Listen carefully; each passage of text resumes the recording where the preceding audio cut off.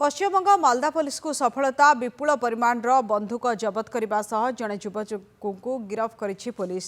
2टी 7mm पिस्तल, गोटे pipe gun, गोटे market समेत 4टी बंधुक जबत करा जायछि। घटना रे मोहम्मद फारूक नामक जड़े अस्त्रशस्त्र व्यवसायी को गिरफ्त करा जायछि।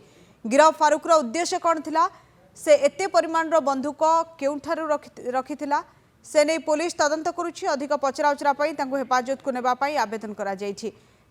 सेहीपरि पड़ोशी झारखंड बंधुक अणा जाइथिला कि नाही से नहीं मध्य तदंत करा जाउछि।